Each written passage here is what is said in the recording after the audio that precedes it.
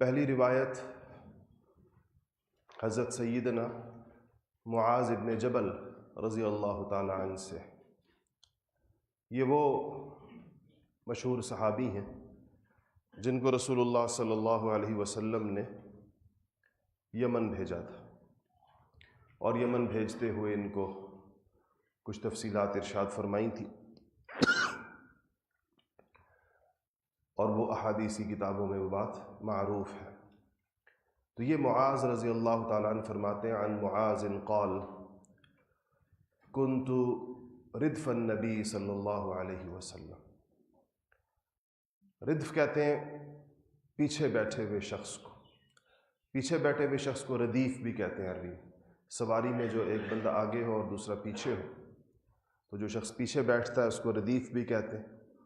تو فرمایا کہ کنت ردف النبی صلی اللہ علیہ وسلم، میں نبی کریم صلی اللہ علیہ وسلم کے پیچھے بیٹھا ہوا تھا، علی حمار، ایک گدھے پر، دراز گوش کہتے ہیں جس کو،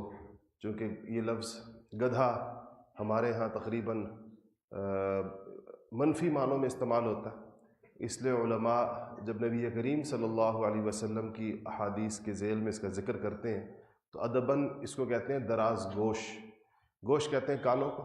دراز کہتے ہیں لمبے کانوں کو، کہ لمبے کانوں والا، تاکہ کسی قسم کی بھی زبان سے کوئی ایسی چیز جو سننے والے کی طبیعت پر یا بولنے والے کی طبیعت پر معمولی سا بھی کوئی منفی اثر رکھتی ہو تو اس کا امکان نہ ہو، کیونکہ معاملہ نبی کریم صلی اللہ علیہ وسلم کا۔ یقال له عفیر، فرمایا کہ اس دراز گوش کو عفیر کہا جاتا تھا۔ اس سے پتہ چلتا ہے کہ حضرات صحابہ میں جانوروں کو نام دیے جاتے تھے اور سواریوں کو نام دیے جاتے تھے۔ تو اب یہ صحابہ کرام کا حدیث شریف کو روایت کرنے کا انداز ہے۔ انداز کیا ہے کہ وہ پوری کیفیت، وہ پورا واقعہ بیان فرماتے ہیں۔ حالانکہ اگر دیکھا جائے تو جو آگے بات فرما رہے ہیں اس کا اس گزشتہ بات کے ساتھ یوں براہ راست کوئی تعلق نہیں ہے کہ کہاں تشریف فرما تھے، جس چیز سواری پہ تشریف فرما تھے اس کا نام کیا تھا، لیکن یہ حضرات صحابہ رضوان اللہ تعالیٰ علیہ مجمعین احادیث کو ان جزئیات یا تفصیلات کے ساتھ بیان فرماتے ہیں، اور ان تفصیلات سے بھی پھر فقہاء کو اور محدثین کو بہت ساری ایسی باتیں معلوم ہوتی ہیں جس سے جو اگر یہ نہ بیان کی جاتی تو ظاہر پتہ نہ چلتا ان کا۔ تو معاذ فرماتے ہیں کہ مجھے رسول اللہ صلی اللہ علیہ وسلم نے فرمایا کہ فقال یا معاذ، اے معاذ، هل تدری حق اللہ علی عبادہ، معاذ کیا تم جانتے ہو کہ اللہ تعالیٰ کا اپنے بندوں پر کیا حق ہے؟ وما حق العباد علی اللہ، اور پھر بندوں کا اللہ تعالیٰ کے اوپر کیا حق ہے؟ تو فرماتے ہیں کہ قلت اللہ ورسولہ اعلم، میں نے کہا کہ اللہ اور اس کے رسول زیادہ بہتر جانتے ہیں۔ یہ روایت احادیثی کئی کتابوں میں آئی ہے، اور دوسری جگہوں پر جو روایت آئی ہے اس میں اس سوال کا انہی الفاظ کے ساتھ 3 دفعہ پوچھنا آیا ہے، کہ 3 دفعہ نبی کریم صلی اللہ علیہ وسلم نے ایک ہی بات پوچھی۔ کیا پوچھی بار بار؟ کہ یا معاذ هل تدری حق اللہ علی عبادہ وما حق العباد علی اللہ، حضور یہ پوچھتے، معاذ کہتے ہیں میں کہتا اللہ ورسولہ اعلم۔ آپ پھر پوچھتے کہ یا معاذ هل تدری حق اللہ علی عبادہ وما حق العباد علی اللہ، میں کہتا تھا اللہ ورسولہ اعلم۔ 3 دفعہ آپ نے یہ پوچھا۔ تو 3 دفعہ اس لیے پوچھا تاکہ خوب متوجہ ہو جائیں حضرت معاذ نبی کریم صلی اللہ علیہ وسلم کے جواب کی طرف۔ اور یہ آپ کا طریقہ تعلیم تھا، سوال و جواب کی شکل میں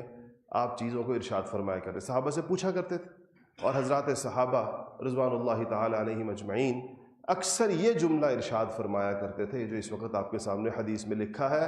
اللہ ورسولہ اعلم، اللہ اور اس کے رسول زیادہ بہتر، عالم کا مطلب ہوتا ہے زیادہ بہتر جاننے والے، زیادہ بہتر جانتے ہیں، ان کو زیادہ پتہ ہے۔ تو فرمایا کہ نبی کریم صلی اللہ علیہ وسلم نے فرمایا فَإِنَّ حَقَّ اللَّهِ عَلَى الْعِبَادِ أَن يَعْبُدُوهُ، اللہ تعالیٰ کا حق اپنے بندوں پر یہ ہے کہ بندے اپنے مولا کی عبادت کریں۔ وَلَا يُشْرِكُ بِهِ شَيْئًا، اور اللہ تعالیٰ کے ساتھ کسی کو شریک نہ ٹھہرائے۔ یہ حق ہے اللہ رب العزت کا اپنے بندوں کے اوپر۔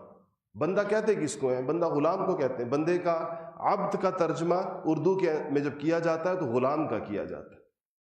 تو اس کا مطلب ہے کہ یہ ساری مخلوق اللہ تعالیٰ کی غلام ہے، تو آقا کا حق ہوتا ہے غلام کے اوپر۔ تو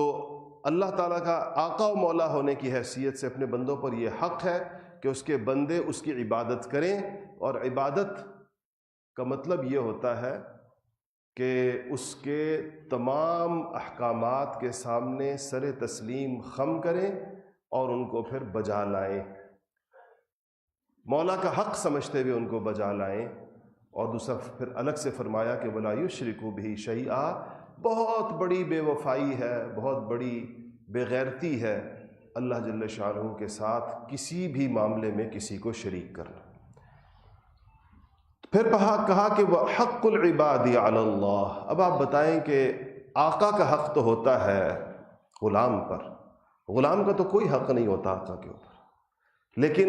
یہ ایک تعبیر ہے حدیث کی کہ بندے کا کیا حق ہے اللہ تعالیٰ پر، حالانکہ حقیقتاً بندوں کا اللہ تعالیٰ پر کوئی حق نہیں ہے، ظاہر بات ہے، لیکن یہ ایک تعبیر ہے کہ اللہ تعالیٰ کی رحمت کا یہ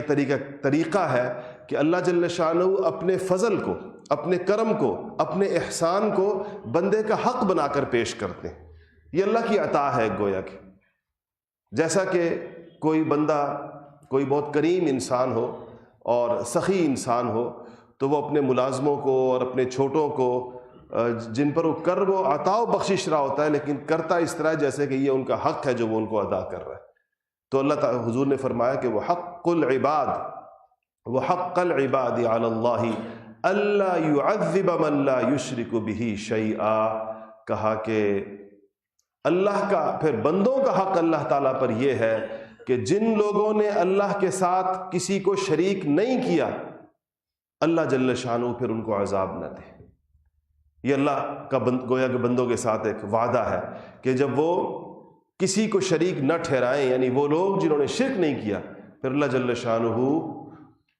ان کو عذاب نہ دے، یعنی وہ عذاب سے محفوظ اور مامون ہو جائیں۔ تو حضرت معاذ کو بڑا اچھا لگا، کتنی آسان بات ہے کہ بس شرک نہ کرو اور عذاب سے بچ جاؤ۔ تو فقلت، فرماتے میں نے کہا یا رسول اللہ افلا ابشر بہ الناس، میں جا کر یہ خوشخبری سارے لوگوں کو نہ سنا دوں کہ سب کو کہہ دوں کہ بھائی بس شرک نہ کرو، اللہ جل شانہ کے عذاب سے بچ جاؤ گے؟ حضور نے فرمایا کہ لا تبشر، مت بتاؤ لوگوں کو۔ کیوں نہ بتاؤ؟ فیتکلوا، پھر یہ اسی پر تکیہ کر کے بیٹھ جائیں گے، کہیں گے کہ بس کافی ہے جی، ہم نے شرک تو نہیں کیا، بس اور کیا کرنا۔ ایک اور جگہ پر بھی آتا ہے، نبی کریم یہی حدیث مختلف مضامین کے ساتھ، ایک جگہ تو آتا ہے کہ حضرت معاذ نے یہ حدیث وفات سے پہلے بیان فرمائی، کہا کہ میں نے نبی کریم صلی اللہ علیہ وسلم نے اس وقت مجھے منع فرمایا تھا تو میں نے نہیں بتایا، لیکن اب میں لوگوں کو یہ خوشخبری سناتا ہوں کہ حضور نے مجھے اس طرح فرمایا تھا۔ ایک جگہ آتا ہے کہ آپ نے فرمایا، جب انہوں نے کہا کہ میں لوگوں کو سناؤں بتاؤں، حضور نے کہا چھوڑ دو لوگوں کو کہ وہ عمل کریں، لوگ عمل میں مشغول ہیں، جوش و خروش کے ساتھ عمل کر رہے ہیں، اس سے ایسا نہ ہو کہ ان کو یہ خیال آئے کہ زیادہ عمل کی ضرورت نہیں ہے۔ شرک سے تو اللہ پاک نے ویسے ہی، نبی کریم صلی اللہ علیہ وسلم نے فرمایا تھا کہ شیطان جزیرۃ العرب میں شرک کی دوبارہ آمد سے مایوس ہو گیا، اتنی پختہ توحید راسخ ہو گئی ہے قلوب میں کہ اب شرک کا رستہ نہیں ملے گا۔ شرک کو رستہ ملا جب اسلام اس خطے میں آیا، اس جیسے بت قدہ ہندوستان میں، بر صغیر میں، یہاں پر اسلامی عبادات کے اندر شرک کا جو رجحان پیدا ہوا، آپ دیکھیں پوری دنیا میں شاید اس کے سب سے برے مظاہر آپ کو ان ملکوں کے اندر ملتے ہیں، قبروں کو سجدہ کرنے کے مظاہر، اور آپ کو جو ہے لوگوں کو یعنی شرکیہ کلمات کے مظاہر،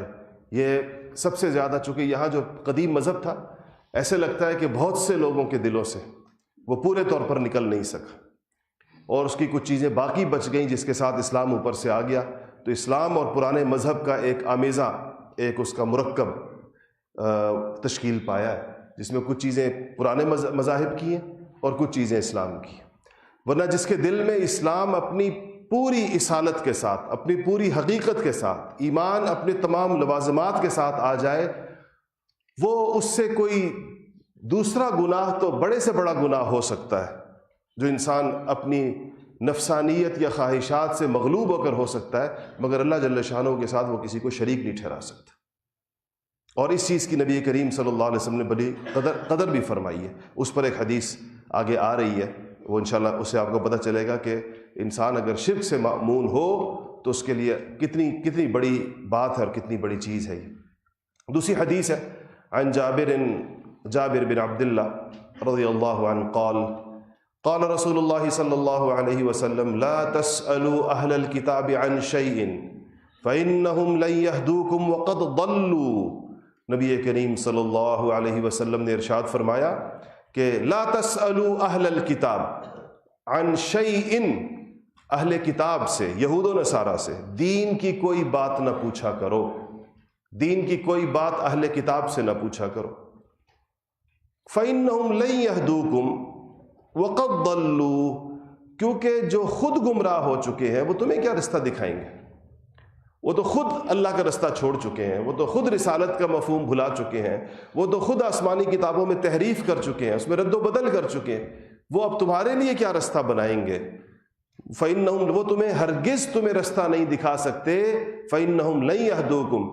ہرگز تم، یہ لن کا لفظ عربی کے اندر ہرگز کے معنوں میں آتا ہے، ہرگز تمہیں رستہ نہیں دکھا سکتے۔ وقد ضلوا،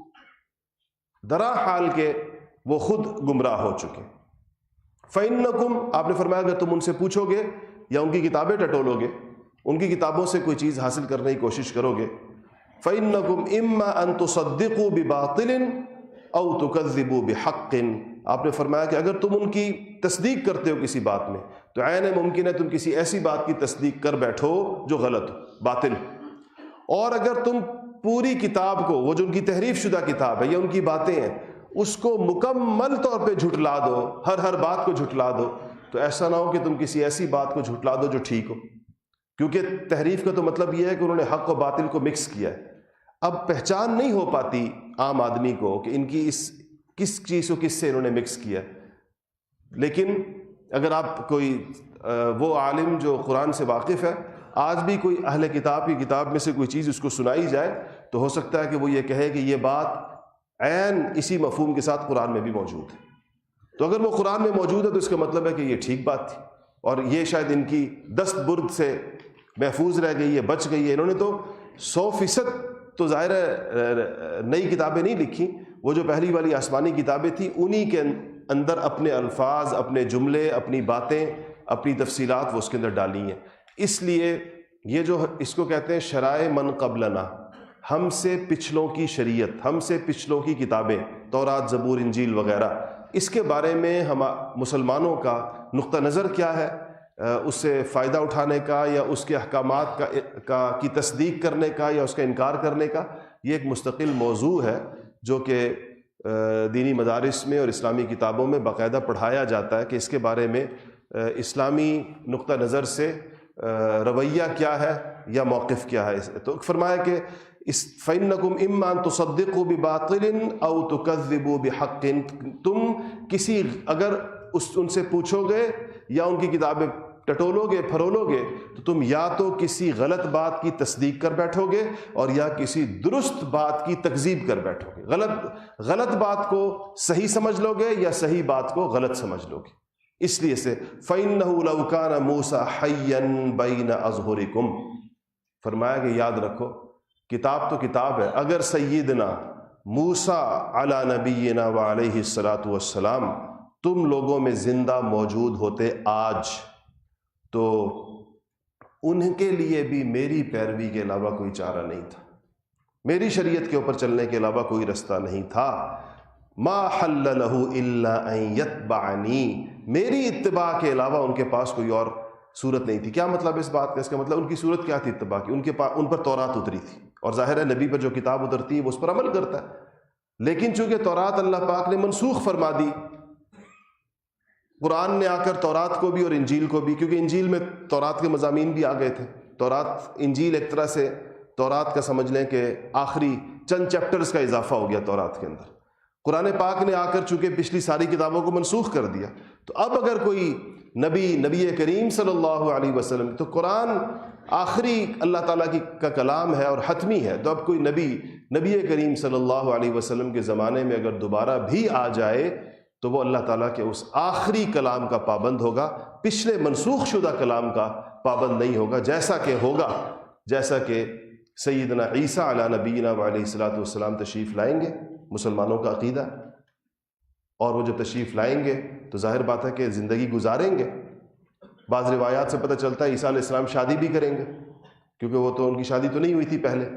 تو وہ آئیں گے جب، تو وہ عیسیٰ علیہ السلام جو یہاں آ کر اب جو اپنی زندگی کا باقی ماندہ حصہ اپنی وفات تک اس دنیا میں گزاریں گے، وہ محمد عربی صلی اللہ علیہ وسلم کی شریعت اور ان کی کتاب کے مطابق گزاریں گے. انجیل کے مطابق نہیں گزاریں گے جو ان پر اتری تھی، قرآن کے مطابق گزاریں گے. کیونکہ قرآن نے اپنی آمد کے بعد اب قیامت تک کے لیے طے کر لیا ہے کہ یہ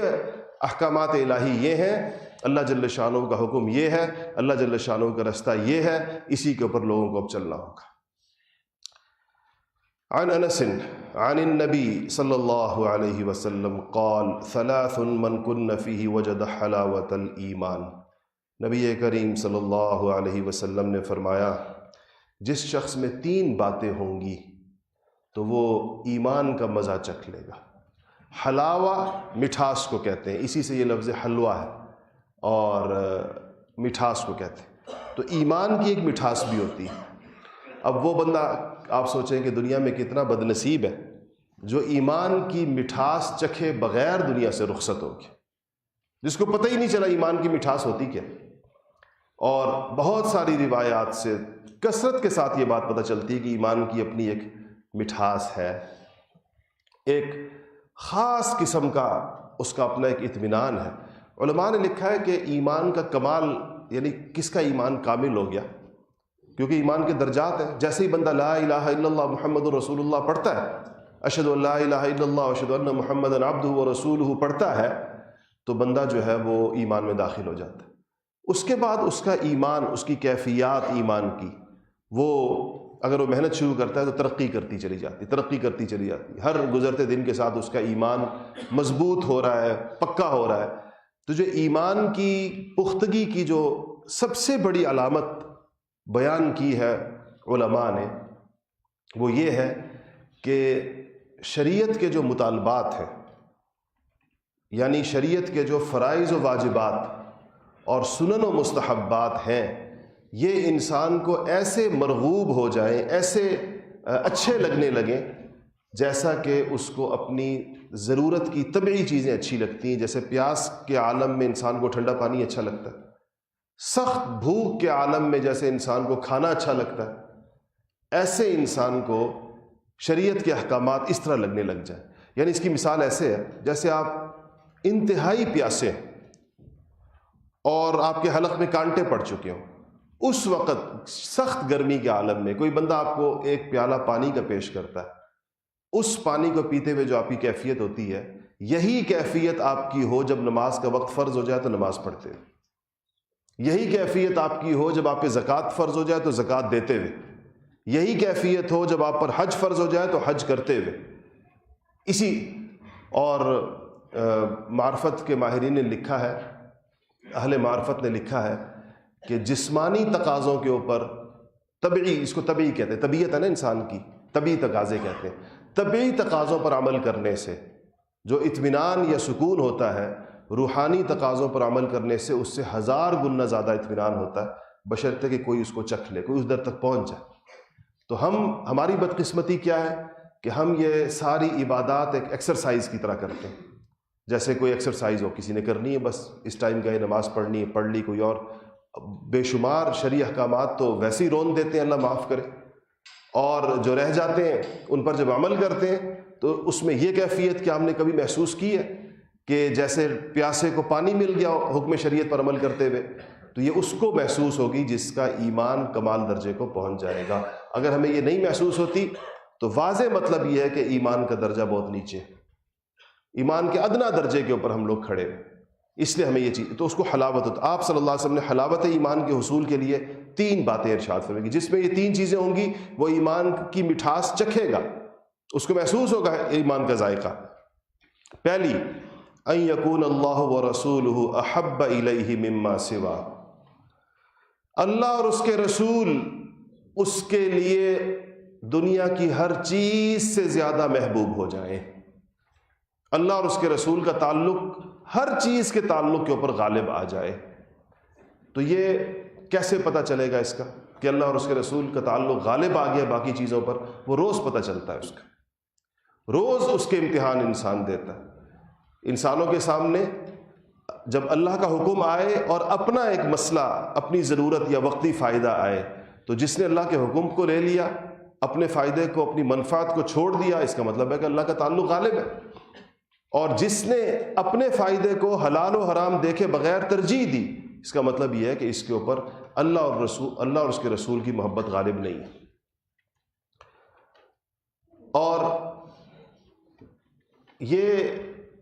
اس طرح تو ہو سکتا ہے، میں یہ نہیں کہتا کہ اللہ اور اس کے رسول کی محبت جس پر غالب ہوتی ہے، کیونکہ آگے حدیث آ رہی ہے اس کے اوپر، اس سے گناہ نہیں ہوتے، ایسا نہیں ہوتا۔ گناہ اس سے ہو سکتے ہیں، گناہوں پر ایسا ڈھٹائی کے ساتھ اصرار نہیں ہو سکتا۔ ایک گناہ بار بار بھی ہو سکتا ہے، لیکن ہر بار شرمندگی کے تاثر کے ساتھ، شرمندگی کا اثر اس سے نہیں جاتا، اس سے کیفیات رخصت ہوتی ہیں، جس کو گناہوں کے اوپر شرمندگی کا تاثر ختم ہونا شروع ہو جاتا ہے، اور پھر شرمندگی کا تاثر جب ختم ہوتا ہے تو اس کے بعد گناہوں کا دفاع کرنا شروع کر دیتا ہے بندہ۔ آپ کتنے گناہ ایسے ہیں آج آپ معاشرے میں بیان کریں تو ان گناہوں کا دفاع کرنے والے کھڑے ہوتے ہیں نہیں کھڑے ہوتے؟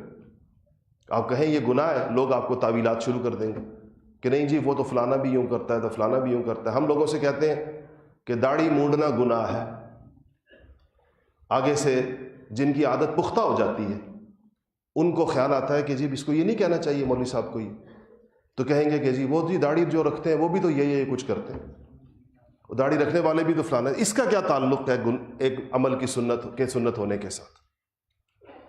جب ایک چیز سنت الانبیاء ہے، وجوب کے درجے کے اندر ہے، تو اگر کوئی اس گناہ کے اندر مبتلا ہے تو شرمندگی کے احساس کے ساتھ مبتلا ہو، مانے تو صحیح کہ میں مجرم ہوں، مانے تو صحیح کہ یہ سنت کے خلاف ہے۔ اب وہ اس کو چاہتا ہے کہ وہ اس کو اسلام کے اندر اس کو اکوموڈیٹ کرے، جگہ بنائے اس کی، کہ نہیں اسلام میں اس کی بھی گنجائش ہونی چاہیے۔ تو اللہ وہ دن نہ لائے جب اہل علم آپ لوگوں کے ساتھ ان باتوں پر اتفاق کر لیں، دین کا حلیہ بگڑ جائے گا۔ اگر دین کو عوام کی خواہشات کے اوپر چھوڑ دیا گیا تو اس کے نتیجے میں جو دین بچے گا معاشرے کے اندر، وہ ہرگز وہ دین نہیں ہوگا جو محمد عربی صلی اللہ علیہ وسلم پہ نازل ہوا۔ تو اہل علم کی ذمہ داری یہ ہے کہ لوگ چاہے جتنا برا منائیں، الٹے لٹک جائیں سارے کے سارے، تب بھی وہ حق بیان کریں اور صحیح بات ان کو بتائیں، چاہے ان کو اچھی لگے یا ان کو بری لگے۔ یہ رسول اللہ صلی اللہ علیہ وسلم نے ابو ذر غفاری رضی اللہ تعالیٰ کو نصیحت کی تھی، کہا تھا ابو ذر قل الحق ولو کان مرا، سچی بات کرنا چاہے کتنی کڑوی کیوں نہ لگے کسی۔ تو ایک یہ ہے کہ اللہ اور اس کے رسول کی محبت غالب ہو جائے انسان کے اوپر، اس کو زیادہ بہتر لگنے لگے۔ وَأَن يُحِبَّ الْمَرْءَ لَا يُحِبُّهُ إِلَّا لِلَّهِ، اور یہ کہ انسان کو کسی سے بھی اگر محبت ہو تو وہ اللہ کے لیے، تمام تعلقات اللہ کے لیے ہوں، اللہ کی وجہ سے محبت ہو۔ اور جس طرح پہلے حدیث سنائی تھی کہ اگر نفرت اور بغض بھی ہے کسی سے تو اللہ کی وجہ سے، دین کے دشمنوں سے بغض ہونا، ظالموں سے بغض ہونا، اور ایسے لوگوں سے جو لوگوں کے حق مارتے ہیں ان سے بغض ہونا، یہ بغض ان کی ذات کی وجہ سے نہیں ہوتا، یہ ان کے افعال کی وجہ سے ہوتا ہے، ان کے مظالم کی وجہ سے ہوتا ہے۔ تو یہ بغض للہ کہلاتا ہے کہ اللہ کے لیے بغض ہے۔ اور تیسرا فرمایا کہ اور یہ اس کا نتیجہ ہے، جو تیسری بات ہے جس کو یہ دو چیزیں حاصل ہو جائیں گی، وَأَن يَكْرَهَ أَن يَعُودَ فِي الْكُفْرِ كَمَا يَكْرَهُ أَن يُقْذَفَ فِي النَّارِ، کہ اس کے لیے کفر کی طرف واپس لوٹنا اتنا مشکل ہو جیسے کوئی اس کو آگ کے اندر ڈال رہا، کوئی اسے کہے کہ تم دوبارہ کافر ہو جاؤ، جو اسلام سے کفر کی طرف آیا ہے، کفر سے اسلام کی طرف آیا ہے، تو اس کے لیے کفر کی طرف لوٹنا ایسا ہو جیسے کہ اس کو آگ کے اندر ڈالا جا رہا۔ حدیث نمبر 4 ہے عن عمر انہ فرض، یہ بڑی زبردست حدیث ہے اور عجیب صحابہ کی، انہ فرض لاسامہ ابن زید فی 3500 وفرض لعبد اللہ ابن عمر فی 3000۔ کہتے ہیں کہ سیدنا عمر فاروق نے اپنے دور خلافت میں وظائف مقرر فرما رہے تھے، تو اسامہ ابن زید جو زید ابن حارثہ کے بیٹے ہیں، زید ابن حارثہ حضور کے متبنہ تھے،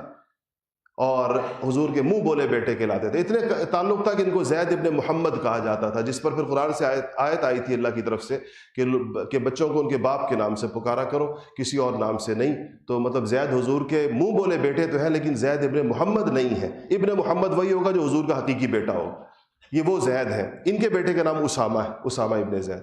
تو حضرت عمر فاروق خلیفۃ المسلمین ہیں، امیر المؤمنین ہیں، اور وظائف مقرر فرما رہے ہیں. تو اپنے بیٹے عبداللہ ابن عمر کا وظیفہ 3000 مقرر کیا، اور اسامہ ابن زید جو عمر میں بھی ان سے کم تھے اور دینی اور جہادی خدمات میں بھی ان سے کم تھے، ان کا وظیفہ 3500 مقرر کیا. آگئے بیٹے باپ کے پاس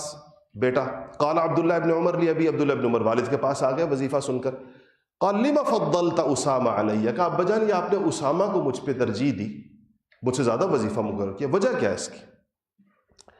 فواللہ ما سبقنی الا مشہد، کہا کہ خدا کی قسم کسی میدان کے اندر جہاد کے، مشہد کہتے ہیں شہادت کی جگہ کو، جنگ کے میدان میں، جہاد میں کسی میدان میں اسامہ مجھ سے آگے نہیں رہے. کوئی ایک جنگ اور غزوہ ایسا نہیں ہے جس میں اسامہ نے مجھ سے زیادہ جوش شجاعت دکھایا ہو، یا مجھ سے زیادہ بہادری دکھائی ہو، یا مجھ سے زیادہ بڑا کوئی کارنامہ انجام دیا ہو. ایسی تو کوئی چیز نہیں. قال، کیا جواب دیا؟ عمر کی جواب سنیں. کہا لِأَنَّ زَيْدًا كَانَ أَحَبَّ إِلَىٰ رَسُولِ اللَّهِ مِنْ أَبِيكَ، اس لیے کہ اسامہ کا باپ رسول اللہ کو تیرے باپ سے زیادہ محبوب تھا، اور اس لیے کہ وَكَانَ أُسَامَ أَحَبَّ إِلَىٰ رَسُولِ اللَّهِ مِنْكَ، اور اس لیے کہ اسامہ رسول اللہ کا تجھ سے زیادہ محبوب تھا. کہ حضور کا اسامہ کے اپنی طرف اشارہ کیا کہ حضور نے محبت کا جو اظہار زید کے ساتھ فرمایا، وہ تو ظاہر حضور کے منہ بولے بیٹے تھے. تو کہا کہ میں تیرا باپ میں ہوں، تیرے باپ سے زیادہ حضور کو اسامہ کا باپ محبوب تھا، اور تجھ سے زیادہ حضور کو اسامہ محبوب تھا، تو میں نے اپنے پیارے پر رسول اللہ کے پیارے کو ترجیح دی ہے. ورنہ اپنی اولاد سے زیادہ کس کو، اور حق بھی تھا. یہ نہیں کہ میرٹ پر نہیں تھے، صرف بیٹا ہونے کا وہ نہیں مانگ رہے تھے ان سے کہ میں چونکہ بیٹا ہوں تو مجھے بیٹا ہونے کی وجہ سے کوئی تفضیل دی جائے. انہوں نے کہا کہ میں میرٹ پر اترتا ہوں، کیونکہ وظائف تو دینی کارناموں کی بنیاد پر مقرر ہو رہے ہیں، تو میں تو کسی چیز میں اسامہ سے پیچھے نہیں ہوں. تو رسول اللہ نے کہا کہ حضور کی محبت کے گویا کہ یہ پیسے زیادہ ہیں اسامہ کے لیے کہ رسول اللہ کے ان کو حب النبی کہا جاتا تھا اسامہ ابن زید، کیونکہ حضور کے محبوب نبی کریم سے یہ جو پیدا ہوئے تھے تو حضور کی تو گود میں. یہ وہ 17 سالہ وہ نوجوان ہے جو حضور اپنی وفات کے وقت آخری لشکر، جس کو لشکر اسامہ یا جیش اسامہ کہا جاتا ہے، آپ صلی اللہ علیہ وسلم نے اپنی وفات سے پہلے جو آخری لشکر روانہ فرمایا تھا مرض الوفات میں، وہ انہی کی سربراہی میں، اس 17 سالہ نوجوان کی سربراہی میں روانہ فرمایا تھا. اور لشکر کے اندر یہ کمانڈر ان چیف تھے، اور سپاہیوں میں ابو بکر و عمر اور عثمان و علی تھے. قال انس بن مالک، انس بن مالک حضور کے خادم خاص ہیں، فرماتے ہیں قال علی رسول اللہ صلی اللہ علیہ وسلم یا بنی، بنی کہتے ہیں پیارے بچے، چھوٹے کو، بچے کو چھوٹا کر کے، ان قدرت ان تصبح وتمسی لیس فی قلبک غش لاحد فافعل. کہا کہ اے بچے، بنیا کا مطلب ہوتا ہے جسے ہم کہتے ہیں اے بچے، کہا اے بچے اگر تم یہ کر سکو، ان قدرت، اگر تمہیں یہ طاقت اور قدرت ہو کہ ان تصبح وتمسی لیس فی قلبک غش لاحد فافعل، کہ تم ایسی حالت میں صبح کرو اور ایسی حالت میں شام کرو، دن ایسے گزارو اور رات ایسے گزارو کہ تمہارے دل میں کسی کے لیے بغض و عداوت اور نفرت نہ ہو. تو بچے ایسا کر گزرو، اپنے دل کو پاک کر دو، اپنے دل کو لوگوں سے صاف اور پاک رکھو، اپنے دل میں کسی کے لیے بغض نہ رکھو، عداوت نہ رکھو، کسی کے لیے برے جذبات نہ رکھو. پھر فرمایا ثم قال علی، پھر دوبارہ مجھے دوسری بات یہ فرمائی ابو نیا وذالک من سنتی، اور یہ اپنے دل کو لوگوں سے پاک رکھنا بچے یہ میری سنت ہے. ومن احیا سنتی فقد احبنی، اور جس نے میری سنت کو زندہ کیا یہ میری محبت کی دلیل ہے. یہ ایک روایت ہے، ترمذی کے عجیب الفاظ ہیں یہ، یہاں پر تو دوسری روایت جو ترمذی کی اس کے اندر ہے کہ ومن احیا سنتی فقد احیانی، کہ حضور نے فرمایا کہ جس نے میرے طریقے کو زندہ کیا، میری سنت کو زندہ کیا، اس نے مجھے زندہ کیا. احیانی، اس نے مجھے زندہ کیا. اور پھر فرمایا کہ ومن احیانی کان معی فی الجنہ، اور جو مجھے زندہ کرے گا، یا دوسرے الفاظ کے اندر جو میری سنت کو زندہ کرے گا، وہ جنت میں میرے ساتھ ہوگا، وہ جنت میں میرے ساتھ ہوگا. سنت دیکھیں یہ کس سنت کی طرف بیان ہو رہا ہے؟ وہ سنت کہ دل کو لوگوں سے صاف رکھنے والی سنت جو نظر بھی نہیں آتی. ظاہر بھی نہیں ہوتی ہے، تو قلب کی کیفیت کا نام ہے کہ انسان اپنے دل کو لوگوں سے صاف، لوگوں سے 100 گلے ہوتے ہیں، شکوے ہوتے ہیں، اور ناراضگیاں ہوتی ہیں، لڑائیاں بھی ہو جاتی ہیں، اور ہوتی تھی، ہر زمانے میں ہوتی ہیں، لیکن اس کے بعد اپنے دل میں انسان بغض و عداوت کو پالے ہوئے نہ رکھے، بلکہ اس کو ختم کر دے، اللہ کی رضا کے لیے دل پاک کر دے، تو یہ سوچ لے کہ یہ رسول اللہ نے فرمایا کہ جو ایسے کرے گا صبح و شام کرے گا، اس سے پتہ چلتا ہے کہ یہ بار بار کرنا پڑتا ہے، روز ہی کوئی نہ کوئی تلخی ہو جاتی ہے، کوئی ناگواری ہو جاتی ہے، تو جو روز اس کو کرے گا، حضور نے فرمایا کہ میری سنت ہے، اور جو میری سنت کے اوپر عمل کرے گا وہ جنت میں میرے ساتھ ہوگا، اور یہ مطلق تمام سنتوں کے لیے، دیکھیں ومن احیا سنتی، جس نے میری کوئی سنت، کوئی بھی سنت نبی کریم صلی اللہ علیہ وسلم کی بندہ جو زندہ کرے رسول اللہ کے لیے، اللہ کے لیے، رسول اللہ کی سنت سمجھتے ہوئے، یہ اس کو معیت رسول اللہ کی بشارت سنائی جا رہی ہے۔ آخری حدیث، عن عمر بن الخطاب ان رجلا على عهد النبي صلی اللہ علیہ وسلم كان اسمه عبد الله وكان يلقب حمارا وكان يزحف رسول اللہ صلی اللہ علیہ وسلم۔ کہتے ہیں نبی کریم صلی اللہ علیہ وسلم کے زمانے میں ایک شخص تھا، اور اس کا نام تو عبداللہ تھا، مگر اس کو حمار کہتے تھے سارے،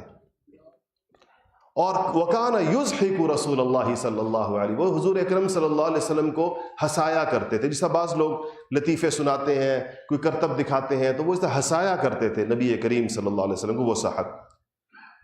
اور ایک ان کے اندر بس عادت تھی، اور بہت بری عادت تھی، کہ وہ بار بار شراب پینے کے جرم میں ماخوذ ہو جایا کرتے تھے۔ وَكَانَ النَّبِي قَدْ جَلَدَهُ فِي الشَّرَابِ، اور نبی کریم صلی اللہ علیہ وسلم ان کو ایک مرتبہ شراب پینے پر کوڑے لگوا چکے تھے۔ فَأُتِيَ بِهِ يَوْمًا، پھر دوبارہ وہ اسی جرم کے اندر آ گئے۔ فَأَمَرَ بِهِ فَجُلِدَ، آپ نے کہا پھر لگاؤ کوڑے اس کو، جو شراب کے کوڑے۔ فَقَالَ رَجُلٌ مِّنَ الْقَوْمِ، کہا ادھر ایک بندہ کھڑا تھا، اس نے کہا کہ دیکھو پہلے بھی لائے گئے کوڑے لگے، پھر دوبارہ لائے گئے کوڑے لگے، انہوں نے کہا اللہم لعنہ، کہا خدا کی لعنت ہو اس کے اوپر۔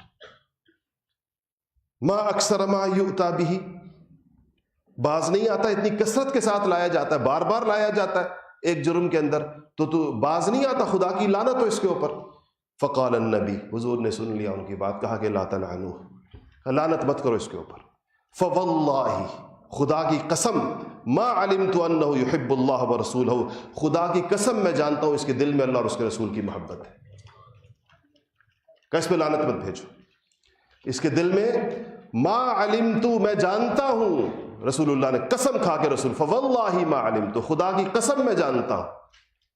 انہ یحب اللہ ورسولہ، یہ اللہ اور اس کے رسول کے ساتھ محبت رکھتا۔ یہ اس سے آپ سوچیں، اتنا بڑا جرم، ثابت شدہ جرم نبی کے سامنے،